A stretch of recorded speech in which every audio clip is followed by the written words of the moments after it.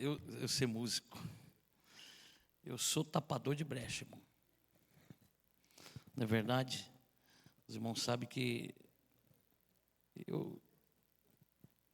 faltou, eu estou ali cobrindo. Não tenho dificuldade nenhuma na obra. Meus amados e queridos irmãos, como os irmãos já ouviram, hoje se inicia uma conferência sobre Efésios 6.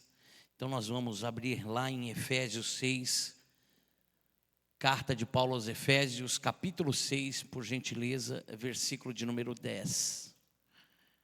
Versículo de número 10, nós vamos ler até o versículo de número 24, tá bom?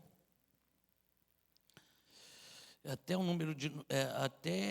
o versículo de número 20.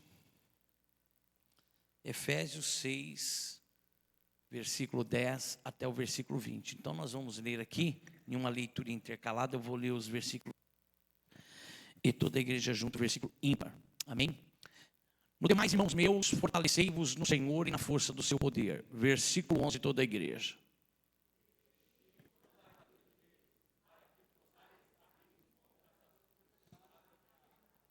Porque não temos que lutar contra a carne e o sangue, mas sim contra os principados e contra as potestades, contra os príncipes das trevas desse século, contra as hostes espirituais da maldade nos lugares celestiais.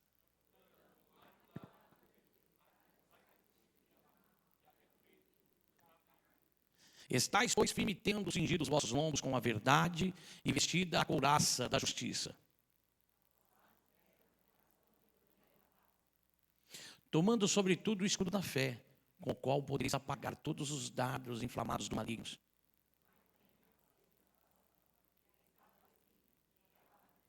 Orando em todo o tempo com toda oração e súplica no Espírito, e vigiando nisto com toda a perseverança e súplica por todos os santos.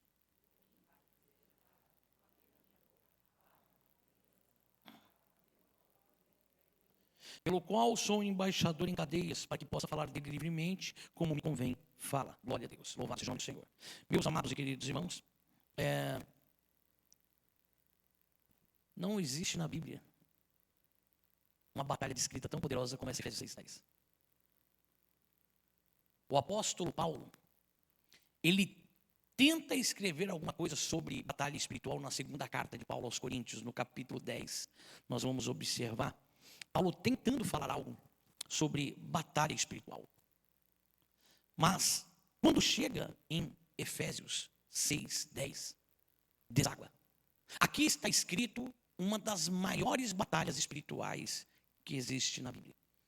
E o apóstolo Paulo vai nos ensinar como nós devemos estar preparados para esse tipo de batalha. Deixa eu falar uma coisa para vocês. Se Deus abrisse os vossos olhos espirituais, vocês iam ver coisas que vocês ficariam perplexos. Vocês veriam anjos subindo e descendo, batalhas de anjo em cada esquina, anjo desembainhando a espada. Você veria também anjos do Senhor acampados ao redor daqueles que temem a Deus. Você também veria pessoas que muitas das vezes por detrás dela tem um demônio operando em diversas situações. Se Deus abrisse as nossas visões espirituais, você ficaria espantado. E a grande realidade é que a nossa vida, ela não se discerne carnalmente. Nós a discernimos carnalmente. Mas se você for um conhecedor da palavra de Deus, uma pessoa que tem intimidade com o Senhor, você não irá discernir ela carnalmente. Embora a maioria das vezes nós queremos resolver tudo na força do braço. Tudo ao grosso modo, do jeito carnal, na visão carnal. Mas a grande realidade, meus irmãos, é que o mundo espiritual, ele é muito vasto. Nós sabemos que houve uma guerra no céu, e os anjos tinham seus livre-arbítrio, como nós temos a livre escolha. Os anjos tinham também. E como que é que Satanás surge? Ele surge, a Bíblia vai dizer lá no livro do profeta Ezequiel, que um fogo sai de dentro dele e começa a consumi-lo. Ele queria ser semelhante ao Altíssimo. Deus achava tão bonito o jeito que ele andava, o jeito dele caminhar. Instrumentos foram criados. O profeta Ezequiel vai dizer isso, que instrumentos foram criados no dia em que ele nasceu. Formoso e perfeito. Ele era admirado. Querubim da guarda. O nome dele não era esse nome feio, Satanás. Mas ele tinha um nome de luz, chamado Lúcifer, anjo de luz. Estrela da manhã. Ele era conhecido como a estrela da manhã. Então, você pode ter ouvido já que Jesus não é a estrela da manhã. A Bíblia vai dizer que Jesus é a resplandecente estrela da manhã. Então, Satanás, ele está ali. E a Bíblia vai dizer que pela multiplicação dos comércios dele, e esse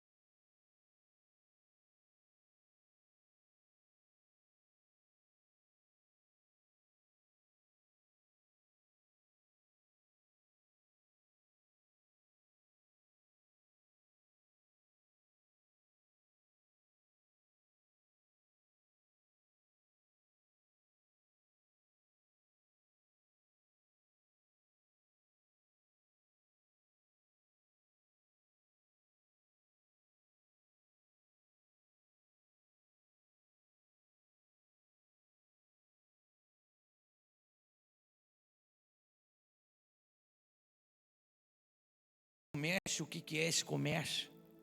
Existe duas linhas de raciocínio teológico. Isso não tem muita... É legal para a teologia, mas a grande realidade é que a multiplicação do comércio dele estava dentro da fofoca, em querer granjear outros anjos para estar do lado dele. E pasme, ele consegue convencer a terça parte do céu. É muito anjo. É anjo demais. E a multiplicação do comércio dele está à tona. Aqueles anjos que preferiram seguir a Lúcifer dentro da sua rebelião, mais tarde viria a ser chamado de anjos caídos, porque eles perderam o seu principado, e eles foram lançados dos céus, e eles residem onde que é que os anjos malignos, os anjos caídos residem. Alguns com mais poder. Eu estou entrando já em outra, nós vamos ter que tomar muito cuidado com isso. Mas eu quero dar uma palhinha disso para vocês entenderem. Eu sei que o pastor Anderson vai vir com muita coisa aí. Existem anjos que você tem que entender que ele é muito mais poderoso do que Satanás, em poder. Mas na hierarquia, Satanás é o chefe. Ele que tomou a frente da rebelião. Mas existem anjos que a Bíblia dá o nome, por exemplo, como Apolion, que está trancafiado, não pode estar solto. Aliás, talvez você não saiba, mas Satanás está solto. E ele anda por aí. E a Bíblia vai dizer que ele rodeia a terra e passeia por ela. Ele não é como nosso Deus onipresente, que pode estar em todos os lugares ao mesmo tempo. Não. Então, ele rodeia a terra e passeia por ela. Os seus anjos estão ao seu dispor, ao seu serviço.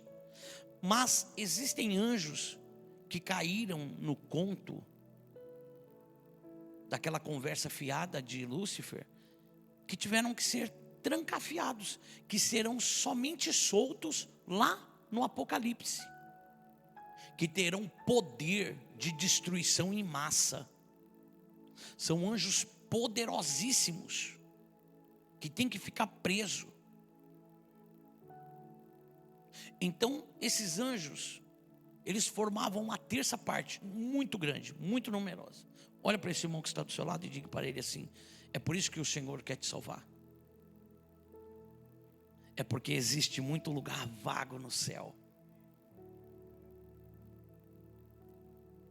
Muitas habitações do céu foram desabitadas, porque o Senhor teve que expulsar muitos anjos malignos, anjos caídos, aqueles que preferiram lutar do lado do Senhor. Judas vai chamá-los de anjos eleitos. Os anjos eleitos foram aqueles que preferiram obedecer a Deus. Então, os anjos também têm o seu livre-arbítrio, ou pelo menos existia ali. E se você for olhar teologicamente, assim como para o homem no jardim do Éden foi escolher entre obedecer e desobedecer, para os anjos também eles tiveram essa prova. Deus nunca criou nada mecanizado para adorá-lo como que fosse uma obrigação. Deus gosta de algo espontâneo. Olha para esse irmão que está perto de você e fala assim: você não é obrigado a nada. Aliás, você não é obrigado nem a ir para o céu.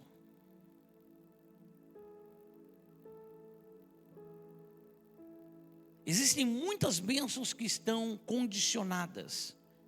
Se me buscardes, se me ouvirdes, se me amardes. São bênçãos condicionais, que alcança todos aqueles que têm o desejo, que são voluntários. Senhor, eu quero. Senhor, eu estou aqui. Senhor, eu vim aqui porque eu te amo. A igreja por muito tempo foi empurrada num desfiladeiro errado, de uma conversa não bíblica, aonde as pessoas procuram a igreja para enriquecer-se, por causa de uma porta, por causa de uma cura. Sim. Tudo isso pode acontecer? Sim, pode acontecer. Mas o foco bíblico não é esse. Nós não devemos adorar a Deus por aquilo que Ele faz. A essência é adorar a Deus por aquilo que Ele é. Ele é Deus. Quando você começa a entender a Bíblia, você começa a andar com cuidado, pisar com cautela.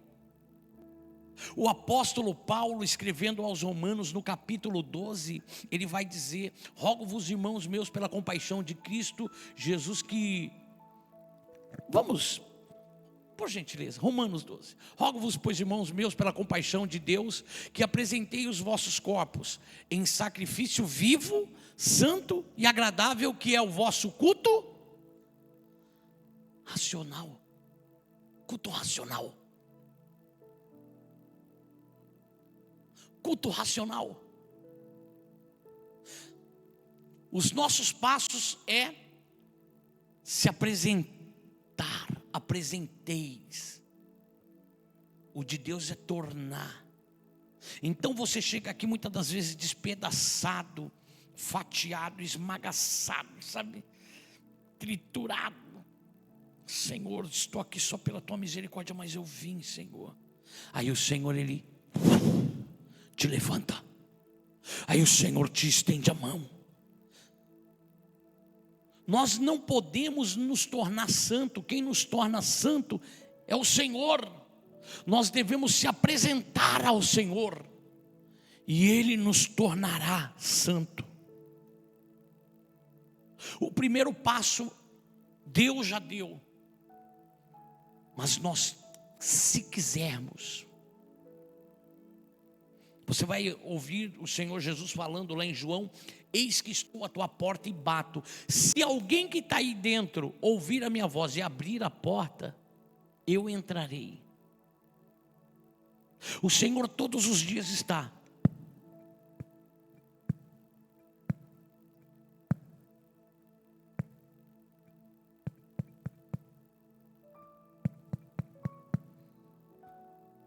Quero entrar. Deixa eu entrar. Se alguém ouvir a minha voz e abrir a porta, Deus não vai fazer nada em nossas vidas, irmãos. Esquece isso. Se nós não quisermos. O Senhor só pode trabalhar em sua vida se você querer. O Senhor só pode transformar a tua vida se você querer. A escolha é tua. Ou você resolve lutar pelo lado certo ou pelo lado errado. A escolha é sua. O homem escolheu comer a árvore do conhecimento, por quê? Porque a ideia era ser igual a Deus. Filosofia do diabo. Satanás, ele chega no Éden e fala assim, ó: lógico que você não vai morrer, porque Deus sabe que se você comer dessa árvore, vocês serão semelhantes a Deus. Porque era o desejo do coração dele. O desejo do coração de Satanás era ser semelhante ao Altíssimo. Aí o salmista vem e diz: ninguém é semelhante a ti, ó Altíssimo. As palavras mais bonitas são encontradas nos Salmos, aonde são exaladas as mais belas adorações. Em determinado momento o salmista chega a dizer: recebe, ó Senhor, a oferenda voluntária que sai da minha boca. Você não pode ler isso a grosso modo. Você tem que entender. Parece que é uma palavra seca, mas não é. Recebe, ó Senhor, as oferendas voluntárias que saem da minha boca. O que você está querendo dizer? Senhor, eu estou te adorando porque eu te amo. Eu estou te adorando, não é porque eu sou obrigado, Senhor, eu não tinha outro lugar para ir, sabe? Não, eu estou te adorando porque não há outro semelhante a ti. Porque não existe outro semelhante a ti. A nossa vida se discerne espiritualmente, irmãos. E o apóstolo Paulo, ele resolve colocar isso aqui em Efésios 6:10.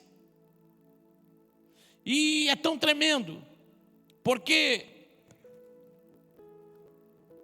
você vai entender que o propósito aqui é nos vestir com uma armadura. Só que essa armadura não é qualquer armadura. Não é qualquer armadura. Você vai se lembrar que quando Davi, ele foi enfrentar Golias, Saul chamou Davi e falou: olha, eu tenho uma armadura aí, coloca essa armadura. Davi colocou a armadura. E a história vai dizer que ele não conseguia nem se mexer. Por quê? Porque a armadura de Saul não servia para Davi. Mas essa armadura que eu estou trazendo aqui nessa noite, em Efésios 6:10, serve para todos aqueles que têm vontade de seguir a Cristo nessa batalha, nessa peleja, neste grande exército. E ela é chamada de armadura de Deus. A armadura de Deus é coisa linda. E observe só que a armadura de Deus está disponível para nós, para todos aqueles que querem lutar legitimamente, que querem ganhar a batalha. O apóstolo Paulo está dizendo: olha, não tem como você entrar numa luta, nenhuma batalha, se você não estiver equipado, se você não estiver preparado. Você tem que estar preparado. E olha só, então ele vai começar a entrar nesse assunto da armadura. E ele vai falar: no demais, irmãos meus, versículo 10: no demais, irmãos meus, fortalecei-vos no Senhor e na força do seu poder. Abre um parênteses aqui para nós. E a pergunta que não quer se calar é: aonde nós temos nos fortalecido? Em quem nós temos nos fortalecido? Qual é o teu refúgio no momento da fraqueza? Quem é que te sustenta no momento da necessidade? Aonde é que você concentra a sua força? Em quem você carrega a sua bateria? O apóstolo Paulo, ele vai dizer: fortalecei-vos no Senhor. É no Senhor que você tem que buscar refúgio. Muitas das vezes, irmãos, nós buscamos saciar a nossa necessidade em pessoas, em lugares, e nós tentamos nos fortalecer, e nós tentamos estar forte, fazendo coisas, se refugiando em pessoas, em lugares. Mas o apóstolo Paulo fala: olha, você quer ser forte mesmo? Então se fortaleça no Senhor. Se fortaleça no Senhor e na força do seu poder. Aonde que é que está apoiada a sua confiança? Aonde que é que está apoiada a sua confiança? A sua confiança está em onde? Na sua força? No seu intelecto? No seu trabalho? Nos seus parentes? No esposo, na esposa, nos filhos, nos pais? Que confiança é essa que te estriba? Você sabe que o rei da Síria fez essa pergunta para Eliseu, para saber que confiança é essa que ele estava apoiado. O estribo é aquele negócio que o cavalo tem, que você vai se apoiar o pé para subir. Isso é estribo. Então ele fala: que confiança é essa que você se estriba? Você está se apoiando em onde? O salmista, no Salmo de número 20, versículo de número 7, por gentileza, Salmos de número 20, vai dizer: uns confiam em, outros em, uns confiam em, outros em, mas nós faremos menção do nome do nosso Deus.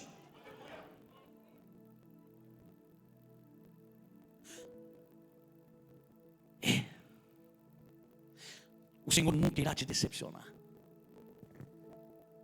Ele sempre vem. Só que Ele não vem na hora que você quer. Só que Ele não age no seu momento. O seu é Cronos, o dele é Kairos. O Cronos é dia, noite, 24 horas, fuso horário, primavera, verão, outono, inverno, 365 dias por ano. Deus não. O Kairos é o tempo oportuno. Você está olhando e fala: não vou aguentar mais. Cronos, no seu Cronos você está dizendo: não aguento mais, não aguento mais. Aí no Kairos o Senhor está olhando e está falando: aguenta sim, aguenta, aguenta, aguenta sim, aguenta sim. Ele te conhece, Ele te fez, Ele sabe da tua estrutura. Jeremias vai escrever isso, que o Senhor havia conhecido ele ainda informe, não tinha nem se formado. O Senhor já sabia, já tinha feito uma promessa sobre a vida dele, dizendo: as nações eu te dei como profeta. Onde tem sido a sua fonte? O apóstolo Paulo está dizendo: fortalecemos no Senhor. Busque no Senhor. O salmista, lá no Salmo 121, ele vai dizer ainda: eleva o meu para o monte, de onde me virá o socorro? Meu socorro virá do Senhor que fez os céus e a terra. E todos nós conhecemos essa história, porque Davi estava dentro da caverna de Adulão, quando ele escreveu esse salmo, esperando que aquelas pessoas que apoiavam a sua vida, que diziam: olha, eu estou contigo, aonde quer que você vá, o que acontecer, conta comigo, ombro amigo, sou teu amigo, teu melhor amigo, teu parente, teu pai, tua mãe, nunca vou te abandonar. E a Bíblia vai dizer que eles deixaram Davi chupando o dedo, e aí Davi escreveu o verso de número 2: o meu socorro vem do Senhor que fez os céus e a terra.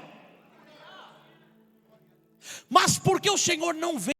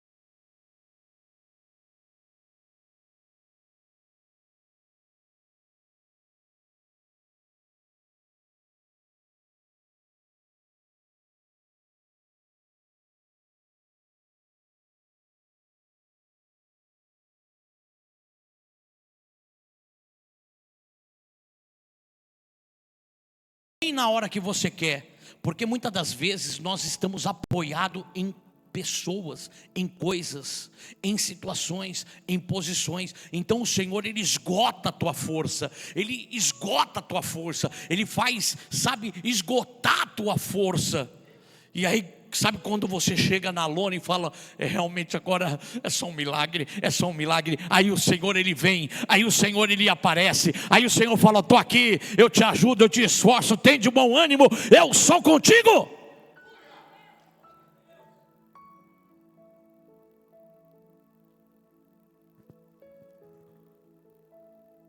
Jeremias 17:5, um versículo muito mal interpretado. Jeremias 17:5. Olha só. Maldito, assim diz o Senhor, maldito o homem que confia no homem e faz da carne o seu braço e aparta o seu coração do. Aí a gente fica assim, as pessoas dão uma certa mancada com a gente, falam, tá vendo? Maldito é um homem que confia no homem. A Bíblia não está dizendo isso. O que seria de mim se eu não pudesse confiar nos meus irmãos? O que seria de nós se você não pudesse confiar nas pessoas?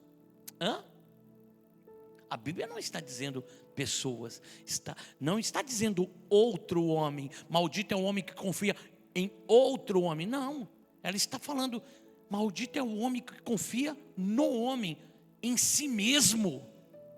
Em si mesmo, que põe a sua confiança em si. Eu sou bom, eu sei, eu faço. Não é bem assim não. Assim diz o Senhor, maldito o homem que confia no homem e faz o quê? Da carne o seu braço e aparta o seu coração do Senhor. Confiança em si mesmo. Quanto tempo as pessoas pregaram isso errado? Maldito é o homem que confia no outro homem e que não sei o quê. Não é assim não, irmão.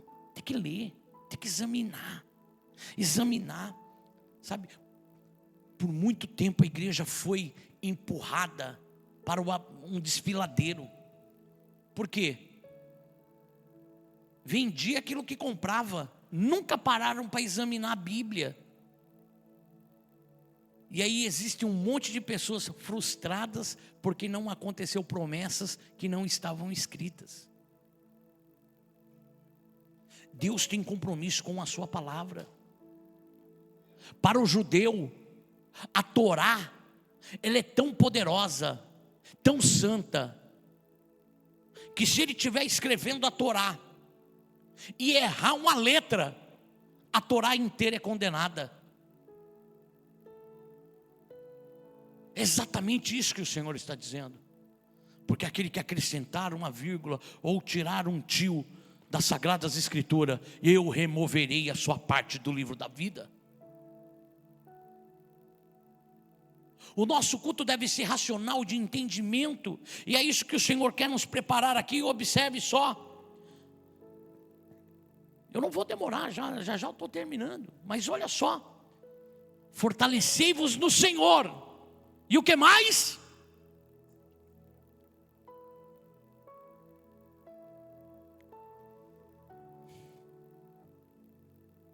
Na força do seu poder.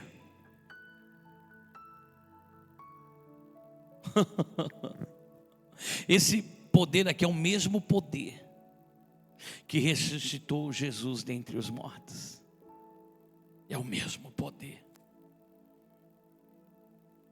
que trouxe Lázaro à vida. É o mesmo poder que abriu o mar vermelho. É o mesmo poder que fez brotar água da rocha. É o mesmo poder que ressuscitou Dorcas. É o mesmo poder que dá visão aos cegos, fala ao mudo, perna aos coxos. É o mesmo poder que levanta do monturo o necessitado. Na batalha contra o diabo e seus demônios, quem luta com as próprias forças são envergonhados, mas aquele que está fortalecido no Senhor e na força do seu poder, esse vence, esse consegue. Eu preciso me fortalecer no poder do Senhor, na força do seu poder. Eu preciso confiar. Eu preciso saber que eu tenho um Deus que é fogo abrasador, um Deus que coloca seu dedo na terra e ela derrete. A força do poder. Eita Deus tremendo. Oh irmão, queria ter tempo para falar dessas coisas, mas eu só tenho somente o versículo 11 agora para concluir. Revesti-vos da metade. Revesti-vos da metade de algumas coisas. Não. Sabe por que nós, muitas das vezes, ganhamos algumas coisas e perdemos outras? Por causa de brechas. Se você olhar lá em 1 Samuel, no capítulo de número 17, existe uma história muito bonita ali, porque não precisa pôr. Quando Davi ele vai lutar contra Golias, ele costumava se apresentar nas batalhas sempre bem vestido. A Bíblia vai dizer que ele trazia um escudo que pesava tantos ciclos, trazia uma couraça, uma lança, sandálias e um capacete. E um capacete. Está escrito aqui. Está escrito aqui, ó. Vamos lá, vai. 1 Samuel, capítulo de número 17. Versículo 5.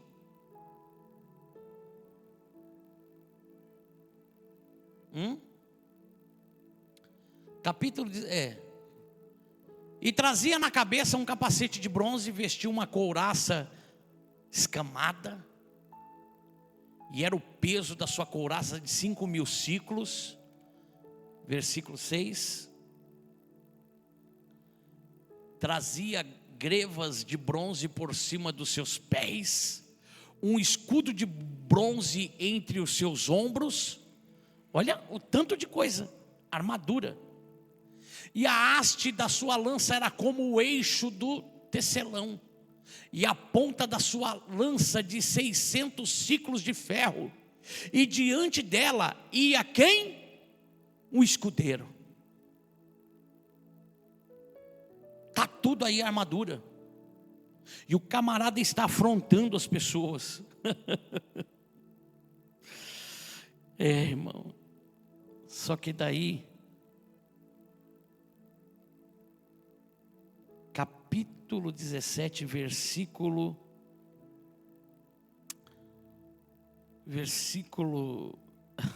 43. Vamos começar do 43. O camarada, ele sempre andava preparado, mas no dia da batalha aconteceu um negócio. No dia da batalha aconteceu um negócio.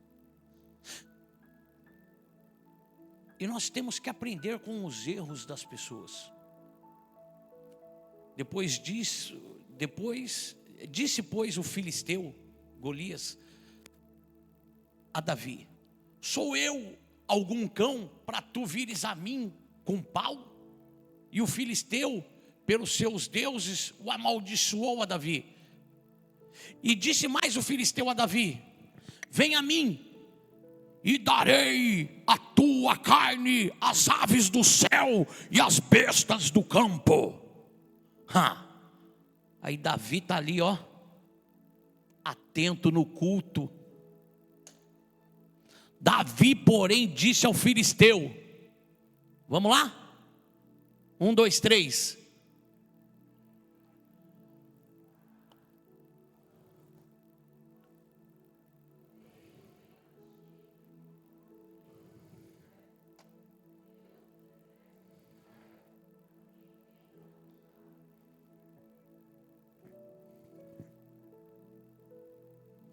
Volta lá para mim aquele. Não, volta o 45. Isso, pronto. Davi disse ao que filho: tu vem a mim com a espada, com a lança e com o quê? Está faltando alguma coisa aí?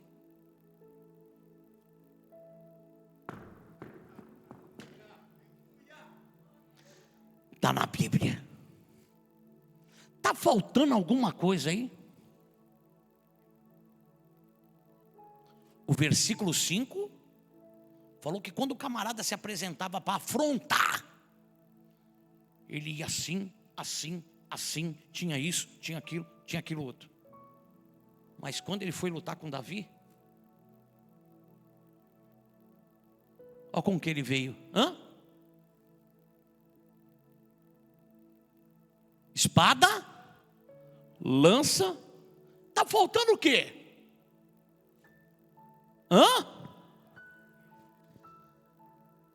Está faltando capacete, meu amigo. Davi está lá, ó. O Espírito Santo está falando ali, ó. O Espírito Santo está falando. Davi está. E o Espírito Santo está aqui, ó. Não acerta na couraça, ele está com a couraça. Ele esqueceu um negócio. Mira aonde ele esqueceu a armadura. Lança. Pegou em onde? Pegou em onde?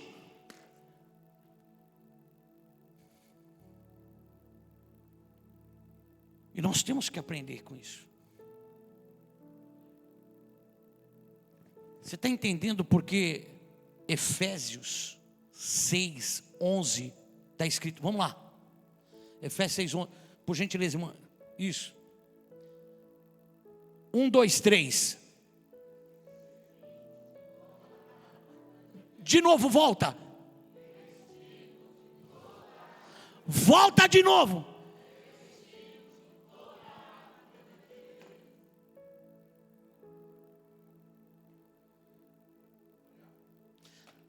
Eu gosto de Bíblia porque Bíblia dá retorno.